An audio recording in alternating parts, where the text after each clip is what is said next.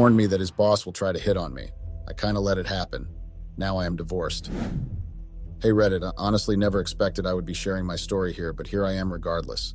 My name is Veronica, and I am a 30-year-old woman. I was married to my husband Vincent, who is a 31-year-old man, for about 2 years. And at first, things were going really great. I honestly thought Vincent was going to be the one I spend the rest of my life with, until I made a very grave mistake by not listening to him when he warned me about his boss. Vincent and I met in high school, and it was like we instantly clicked. We shared similar interests, had a great sense of humor, and enjoyed each other's company from the start. It felt like we were meant to be together, and our bond only grew stronger as we navigated through life together.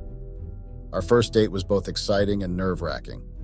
Vincent took me to a cozy cafe downtown, where we sat for hours chatting about everything under the sun. His laughter was contagious, and I found myself opening up to him more than I ever had before. As the evening went on, Vincent surprised me by suggesting we take a walk in the nearby park. The night air was cool, and the park was peaceful with its dimly lit paths. We walked hand in hand, lost in conversation and enjoying each other's presence. As we reached the end of our walk, Vincent leaned in for a shy but sweet goodnight kiss. It was a simple yet meaningful moment that marked the beginning of something special between us. For our second date, Vincent planned a surprise outing that perfectly captured his thoughtful and adventurous spirit. He took me to a quaint art gallery showcasing local artists, knowing my love for art and creativity. It was a refreshing change from our first date, filled with new experiences and shared interests. We wandered through the gallery. Vincent shared his insights on the various artworks, and I was captivated by his passion and knowledge. We laughed at quirky pieces and discussed deeper meanings behind others, deepening our connection through sharing our perspectives. After exploring the gallery, Vincent surprised me again by taking me to a cozy Italian restaurant tucked away in a charming alley. We enjoyed delicious pasta dishes and shared stories from our past, learning more about each other's backgrounds and aspirations. The night ended with a romantic walk under the starlit sky, hand in hand, lost in the magic of the moment. It was on that second date that I realized how much I enjoyed Vincent's company and looked forward to many more adventures together. On our third date, Vincent planned a fun and spontaneous adventure that showcased his playful and adventurous side. He surprised me with tickets to a local amusement park, knowing my love for thrill rides and excitement. We spent the day laughing and enjoying each other's company as we rode roller coasters, played carnival games, and indulged in delicious fair food. Vincent's smile was infectious, and I couldn't help but feel completely at ease and happy in his presence. Between adrenaline-pumping rides and friendly competitions at game booths, we found moments to sit and chat, deepening our connection and getting to know each other even better. Vincent's sense of humor kept the day light and enjoyable, and I found myself falling for his charm more and more. As the sun set and the lights of the amusement park came to life, Vincent surprised me again by taking me on the Ferris wheel. We shared a quiet moment at the top, overlooking the park and the city beyond, and it was in that moment that I realized how special our bond had become in just 3 short dates. For our fourth date, now officially a couple, Vincent planned a romantic evening that reflected our deepening connection and shared interests. He took me to a cozy French restaurant known for its intimate ambiance and exquisite cuisine. Vincent's attentiveness and genuine interest in my thoughts and feelings always made me feel cherished and understood. We savored each bite of the delicious French cuisine and enjoyed the romantic atmosphere. It was a night filled with laughter, meaningful conversations, and a growing sense of love and companionship between us. After dinner, Vincent surprised me with tickets to a live jazz performance at a nearby jazz club. Music had always been a passion of ours, and dancing together to the soulful melodies created a magical moment that I knew I would cherish forever. The night ended and Vincent walked me home, holding my hand and showering me with sweet compliments. It was on that fourth date that I realized how deeply I had fallen for him and how grateful I was to have him by my side. Graduating from high school was a huge moment for us, but it became even more special because Vincent was right there beside me, his smile lighting up the whole ceremony. We tossed our caps in the air. I couldn't help but feel a surge of pride and gratitude for having him by my side. When we decided to attend the same university, it felt like a natural progression of our journey together. Throughout our college years, Vincent was not just my boyfriend, but also my biggest supporter and confidant. We attended classes together, tackled challenging assignments, and celebrated each other's successes. His unwavering belief in me gave me the confidence to pursue my passions and strive for excellence.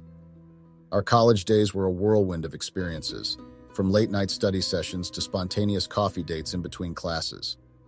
Vincent's presence made every moment brighter, and I cherished our shared laughter, deep conversations, and quiet moments of reflection. Looking back, I'm grateful for every moment we spent together in college, every challenge we faced and overcame, and every dream we shared. Vincent's love and support was my anchor, and I'm sad to see that I lost such a good man, and it's all my fault. As our relationship progressed over the years and we spent more and more time together, thoughts of marriage started to occupy my mind more frequently. I had always dreamed of finding that forever kind of love, of walking down the aisle in a beautiful wedding gown, surrounded by loved ones, and saying "I do" to the person I wanted to spend the rest of my life with. I began dropping hints about marriage, subtly weaving conversations about weddings and engagements into our daily interactions. Vincent, on the other hand, didn't hold the same fervor for marriage. He was more practical. He was not convinced that a piece of paper could define the strength of our bond or commitment to each other. Despite his reservations, he could see how much marriage meant to me. He knew it was a lifelong dream, a symbol of love and commitment that I cherished deeply. And so, to see me happy, to see that sparkle in my eyes whenever I talked about weddings, he decided to take the leap. One evening, in a moment that caught me completely by surprise, Vincent proposed. It wasn't an extravagant proposal with grand gestures or elaborate plans. Instead, it was a quiet, intimate moment shared between just the two of us, where he expressed his love and desire to make me happy. When he knelt down and held out the ring, I felt a rush of emotions: joy, excitement, and overwhelming love. It wasn't about the size of the diamond or the extravagance of the proposal. It was about the fact that Vincent, despite his reservations about marriage, chose to take that step because he wanted to fulfill my dreams and make me his forever. I said yes without hesitation, of course. I even cried tears of joy. The preparations for our wedding was like riding a roller coaster of emotions. Amidst the excitement of planning our dream day, there were moments of stress and overwhelm that we couldn't ignore. From selecting the venue and finalizing the guest list to finding the perfect dress and coordinating with vendors, every decision felt crucial and sometimes daunting. Our families and friends were thrilled when we shared the news of our engagement. Their excitement and support was like a warm blanket during the hectic planning phase.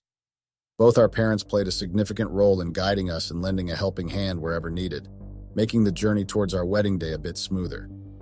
Finding the right venue was a process of exploration and deliberation. We visited numerous locations, weighing factors like ambiance, capacity, and accessibility for our guests. When we finally settled on a venue that felt like it was made for us, it was such a moment of relief and excitement. Shopping for wedding attire was a mix of excitement and nerves. The hunt for my wedding dress involved trying on various styles until I found the one that made me feel like a bride. Vincent looked sharp and dapper in his suit. On our wedding day, there was this crazy mix of excitement, nerves, and total happiness in the air. Getting ready with my girls around me was a whirlwind of emotions. Knowing I was about to marry Vincent, my rock, my love, made my heart race with joy and a bit of jitters too. The venue was decked out in beautiful flowers and decorations that just screamed romance. Walking down that aisle, I couldn't take my eyes off Vincent. Seeing him waiting there for me, with that look of awe and love, made everything else fade away. It was like all the stars aligned right then and there. Our ceremony was this perfect blend of heartfelt words, sweet readings, and those little moments that just make you smile. Saying our vows, promising forever to each other, felt like the most natural thing in the world. After the I do's, it was time to party. Our guests were all in, and we had a blast, from the food to the speeches to the dancing that went on into the night. Our first dance was a highlight, swaying together, feeling like the only two people in the room.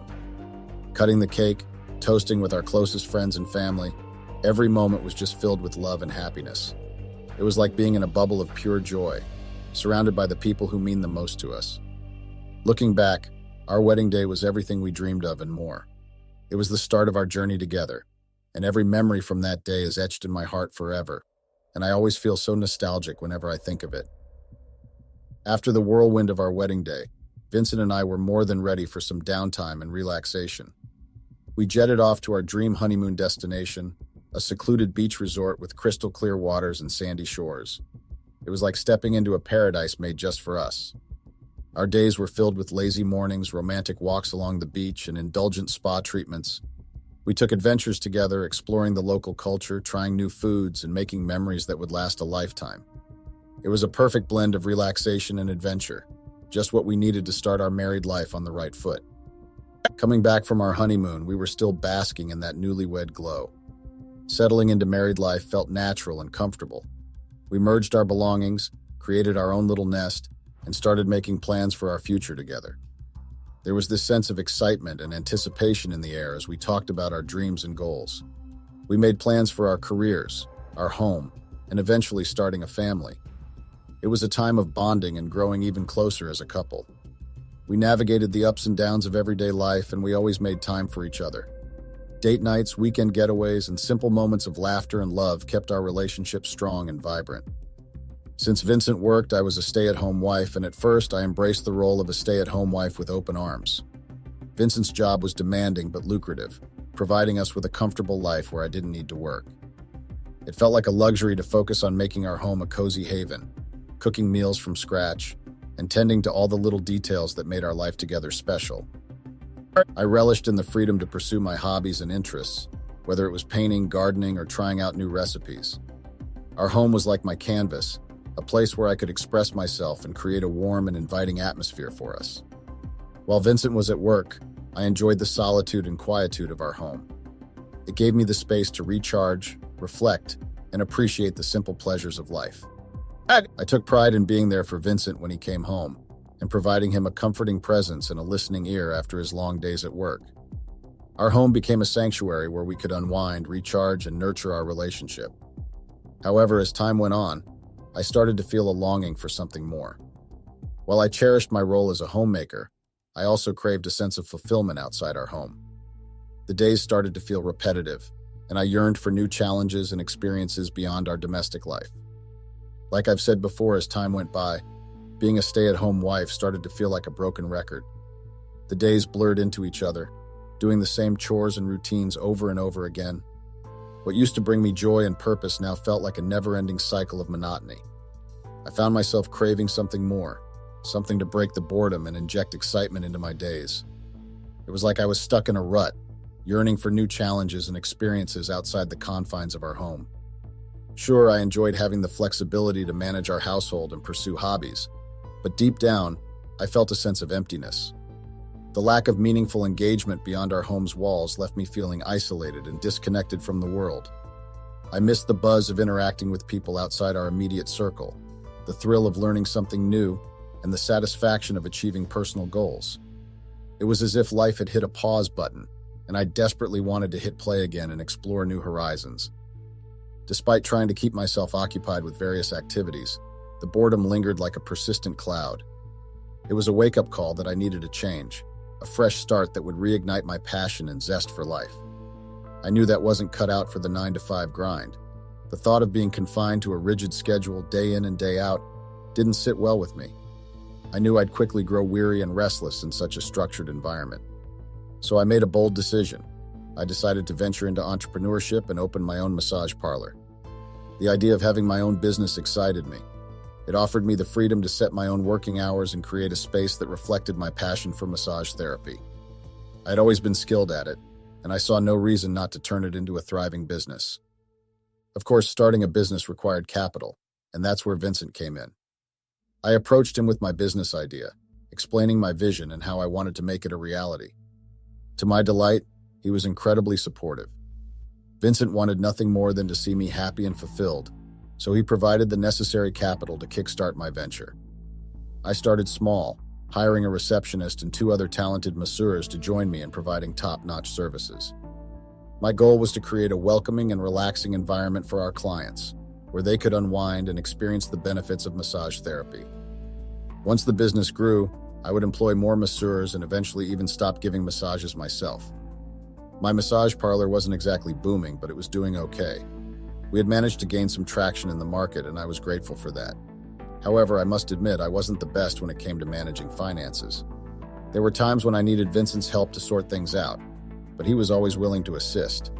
He was just happy to see me engaged in something I loved. A few months after opening the store, Vincent invited me to accompany him as his date for a work event. During the drive there, he warned me about his boss's flirtatious nature and advised me to shut down any advances. I nodded, thinking it wouldn't be a big deal. At the event, Vincent introduced me to his boss.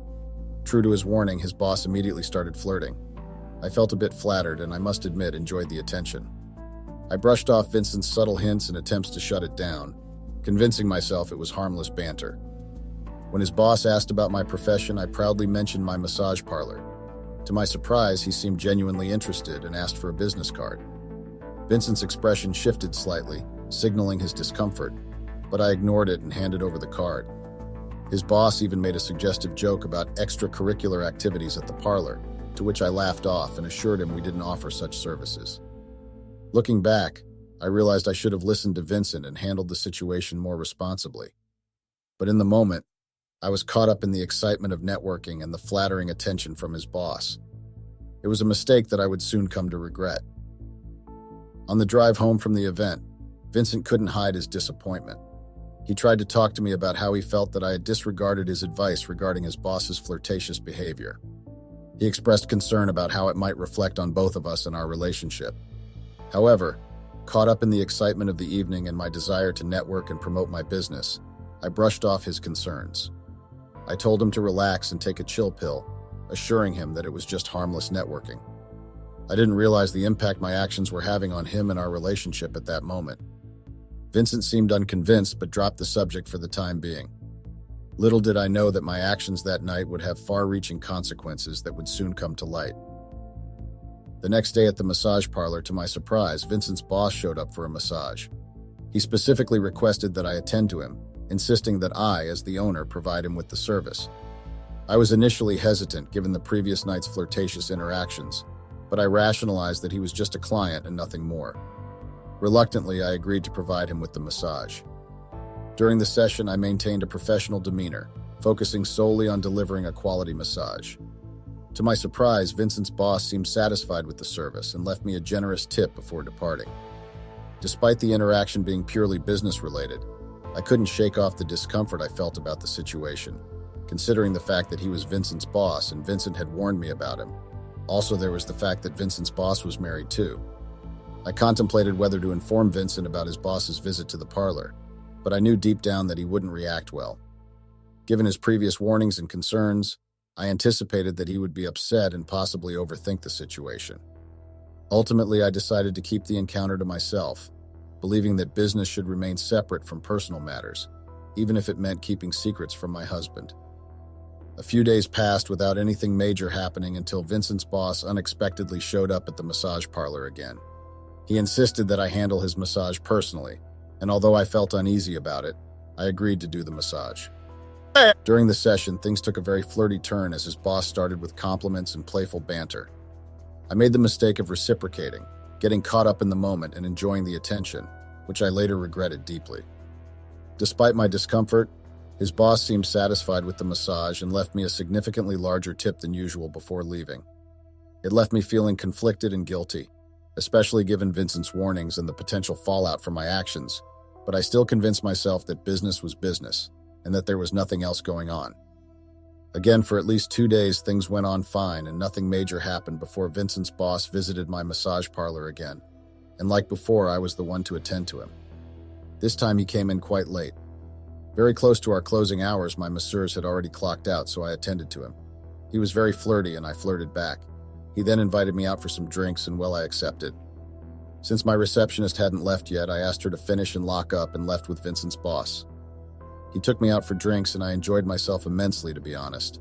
I had a lot of fun, and even though red flags kept going off in my head that what I was doing wasn't appropriate, I ignored them. He even paid for all the drinks and then asked for my number, which I gave to him before he dropped me off at home. I hadn't taken my car that day, so I made him drop me a few blocks away in case Jason was home so he wouldn't know his boss had been the one to drop me off. Afterward, I felt conflicted about my actions, knowing they were inappropriate and could jeopardize my marriage. I tried to rationalize my behavior as networking and kept my interactions with his boss a secret from Vincent. However, deep down, I knew I was treading dangerous waters and was filled with guilt and uncertainty. I should have never given Vincent's boss my number in the first place. I started talking to him all the time, and as a result of this, my growing connection with Richard, Vincent's boss, it began to create a rift in my relationship with Vincent. I found myself spending more time chatting with Richard, eagerly awaiting his messages, and gradually withdrawing from Vincent. This change in my behavior didn't go unnoticed by Vincent, who started to feel the distance between us and the fading intimacy in our relationship. Our interactions became strained as my focus shifted more towards my conversations with Richard, and this led to a significant emotional impact on their marriage. I soon found myself in an even more difficult position, where Vincent was trying his best to mend the growing gap between us. He made efforts to spend quality time together, express his love, and address any concerns I had, but my infatuation with Richard clouded my judgment. I was so drawn to Richard's attention and the excitement of our conversations that I became oblivious to Vincent's efforts. Deep down, I still loved Vincent, but my infatuation with Richard blinded me to the impact my actions were having on my marriage. Soon, Richard and I started to do more than just chat. We started hanging out together, we went out for drinks, watched movies together when Richard's wife wasn't home, of course, and engaged in long conversations.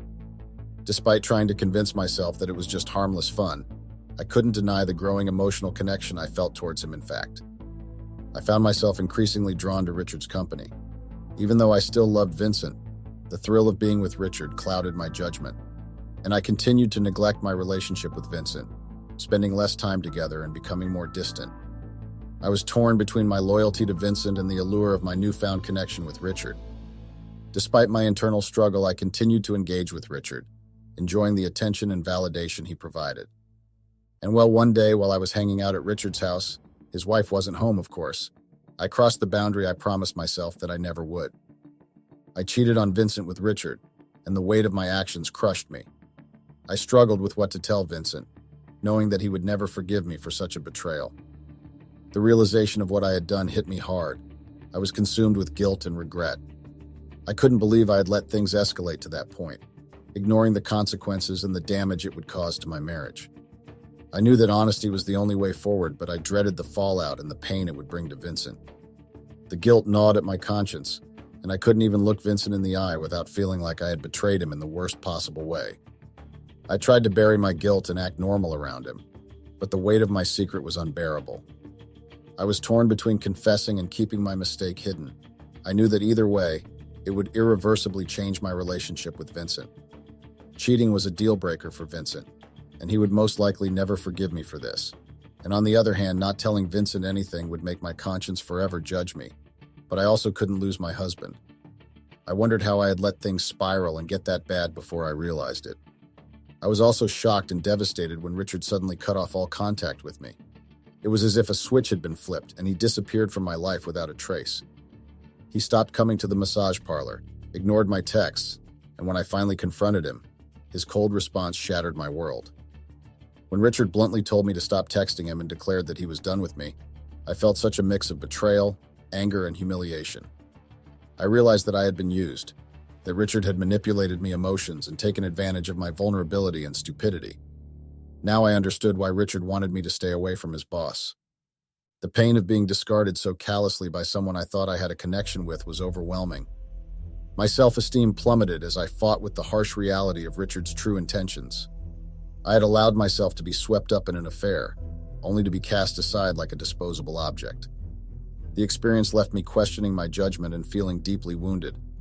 I still couldn't believe that I had been so blind to Richard's deceit and manipulation. The realization that I might lose my marriage and had also lost my dignity in pursuit of a fleeting attraction was a bitter pill to swallow. I poured all my energy into trying to take my marriage back to the beautiful stage it used to be at, showering Vincent with affection, cooking his favorite meals, and attempting to reconnect on a deeper level. But no matter how hard I tried, it seemed like Vincent had built a wall between us. He became distant. His warmth was now replaced by a coldness I had never experienced before. Initially, I thought it was just a phase, a natural reaction to the fact that I had been distant from him for so long. I hoped that with time and effort, we could rebuild what we had lost. However, as days turned into weeks, Vincent's detachment only grew. Our conversations became strained, filled with awkward silences and forced smiles. It felt like we were living in separate worlds despite being under the same roof. My attempts at reconciliation were met with indifference or at times outright rejection. Vincent's withdrawal wounded me deeply. I yearned for the closeness we once shared, the easy laughter and intimate moments that now seemed like distant memories. I blamed myself for everything, wishing I could turn back time and undo my mistake. Despite my relentless efforts, the rift between us remained. Vincent's heart had hardened, and despite my best intentions, I couldn't break through the walls he had erected. I felt like a stranger in my own marriage, and I missed the old Vincent so much. Vincent finally revealed that he knew I had cheated. We were having breakfast, a seemingly normal morning, until he blindsided me with a question. He asked me if I was happy now. I felt a knot tighten in my stomach as Vincent's question hung in the air. I tried to keep my composure. I asked him what he meant, but deep down I knew exactly what he was referring to. It was as if the truth I had been avoiding was now staring me in the face.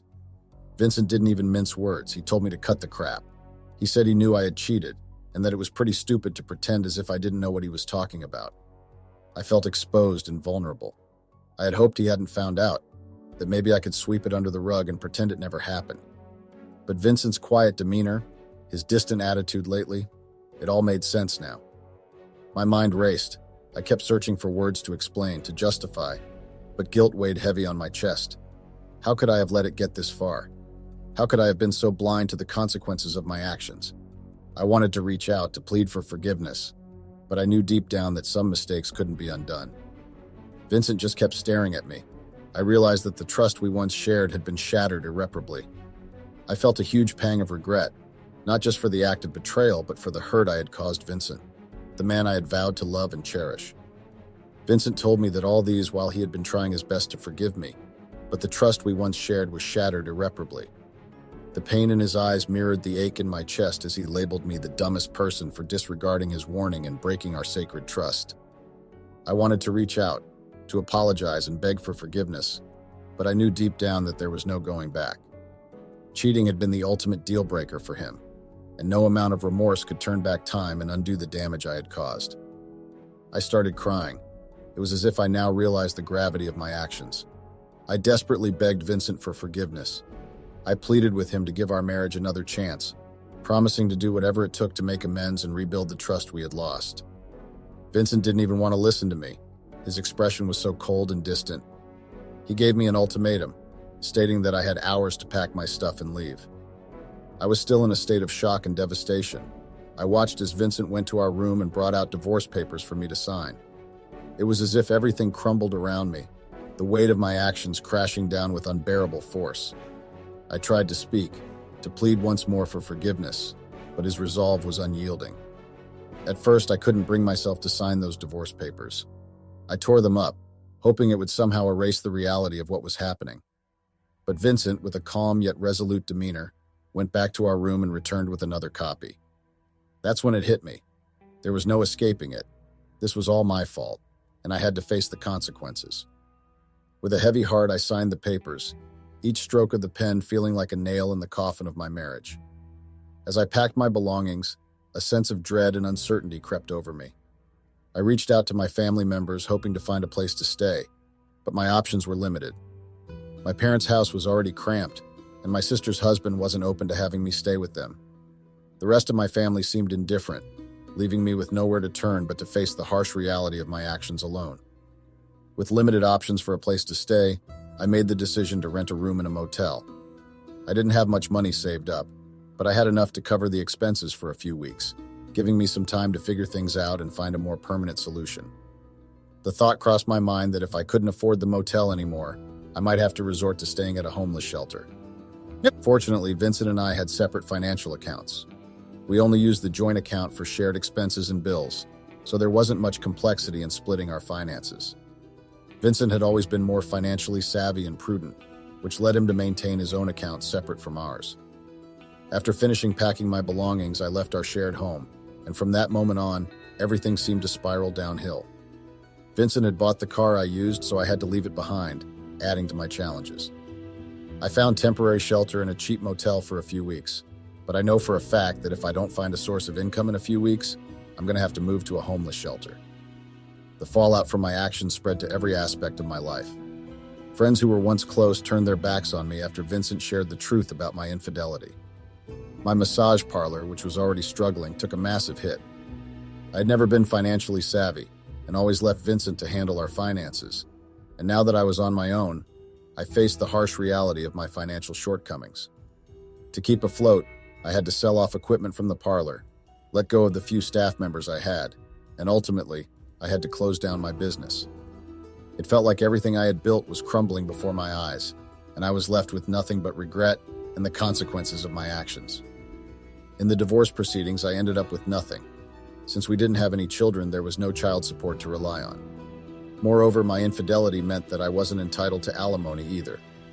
It was a huge reminder of the consequences of my actions and how they had led to the loss of not just my marriage, but also any financial support I could have received. I felt the full weight of my loneliness when even my family turned away from me. It was a dark time, but amidst the darkness, there was a bitter sense of satisfaction knowing that I wasn't alone in facing the fallout. Just before our divorce was finalized and Vincent and I cut off all communication, he sent me a message filled with spiteful triumph. He gleefully told me that he had found Richard's wife on Facebook and spilled everything, including the screenshots of my conversations with Richard. Vincent revealed that Richard's wife had promptly divorced him and thrown him out of their home. Adding insult to injury, Richard lost his job shortly after, allegedly because his wife's connections had secured him the position in the first place. Vincent even hinted that he might receive a promotion as a result of this entire ordeal. Call me callous, but I'm glad that I wasn't the only one suffering from the consequences of our actions. He has used and dumped me, so he deserved worse even. I hope for better days ahead for me, though. Thanks for listening, Reddit. I really needed a place to rant.